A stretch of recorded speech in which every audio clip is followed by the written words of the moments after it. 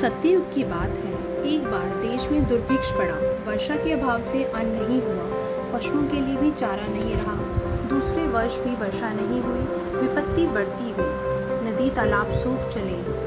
मार्तंडे की प्रचंड किरणों से धरती रसहीन हो गई, तृण भस्म हो गए, वृक्ष निष्प्राण हो चले। मनुष्य और पशुओं में हाहाकार मच गया। दुर्भिक्ष बढ़ता गया। एक वर्ष नहीं, 2 वर्ष नहीं, पूरे 12 वर्षों तक अनावृष्टि रही। लोग त्राही त्राही करने लगे।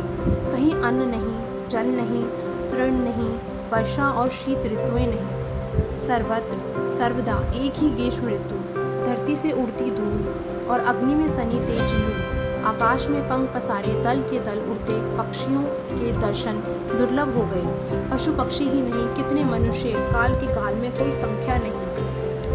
मात्र स्तनों में दूध न पाकर कितने सुकुमार शिशु मृत्यु की गोद में सो गए। कौन जाने, नरकंकालों को देखकर करुणा भी करुणा से भीग जाती, किंतु एक मुट्ठी अन्न किसी को कोई कहाँ से देता। परिस्थिति नरेश का उत्तरोत्तर बिगड़ती और धनपतियों के धन प्राणों के लाले पड़ गए। किसी ने बतलाया, नर में किया जाए तो वर्षा हो सकती है। लोगों को बात तो जची, पर प्राण सबको प्यारे हैं। बलात् किसी की बलि दी नहीं जा सकती। विशाल जन समाज एकत्रित हुआ था और सभी चुपचाप थे, सबके सर झुके थे। अचानक नीरवता भंग हुई। सबने दृष्टि उठाई, देखा 12 वर्ष का अत्यंत सुंदर बालक खड़ा है।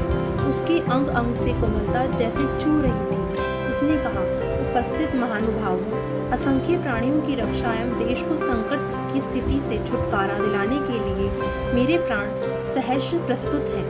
यह प्राण देश के हैं और देश के लिए अर्पित हूँ। इसके अधिक सदुपयोग इनका क्या होगा। इसी बहाने विश्वात्मा प्रभु की सेवा इस नश्वर काया से हो जाएगी। बेटा शतमन्यु, तू धन्य है। चिल्लाते हुए एक व्यक्ति दौड़कर उसे अपने हृदय से कस लिया। वे उसके पिता थे। तूने अपने पूर्वजों को अमर किया है। शतमन्यु की जननी भी वहीं थी, समीप आ गई। उनकी आंखें झर रही थीं। उन्होंने शतमन्यु को अपनी छाती से इस प्रकार चिपका लिया जैसे कभी नहीं छोड़ेंगे। नियत समय पर समारोह के साथ यज्ञ प्रारंभ हुआ। शतमन्यु को अनेक तीर्थों के जल से स्नान कराकर नवीन वस्त्राभूषण पहनाए गए। सुगंधित चंदन लगाया गया, पुष्पमालाओं से अलंकृत किया गया। बालक यज्ञ मंडल में आया।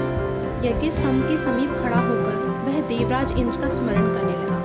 यज्ञ मंडप शांत एवं नीरव था। बालक सिर झुकाए बलि के लिए तैयार था।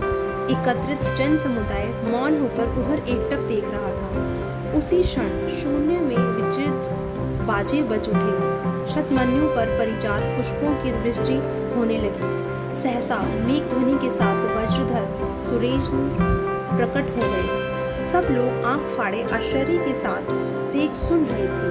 शतमन्यु के मस्तक पर अत्यंत प्यार से अपना वरद हस्त फेरते हुए सुरपति बोले, वत्स, तेरी भक्ति और देश की कल्याण भावना से मैं संतुष्ट हूँ। जिस देश के बालक देश की रक्षा के लिए प्राण अर्पण करने को प्रतिशत प्रस्तुत रहते हैं, उस देश का कभी पतन नहीं हो सकता। तेरे त्याग से संतुष्ट होकर मैं बलि के बिना ही यज्ञ फल प्रदान कर दूंगा। देवेंद्र अंतर्ध्यान हो गए। दूसरे दिन इतनी दृष्टि हुई कि धरती पर जल ही जल दिखने लगा। सर्वत्र अन्न जल फल फूल का प्राचुर्य हो गया। एक देश प्राण शतमन्यु के त्याग, तप एवं कल्याण की भावना ने सर्वत्र पवित्र आनंद की सरिता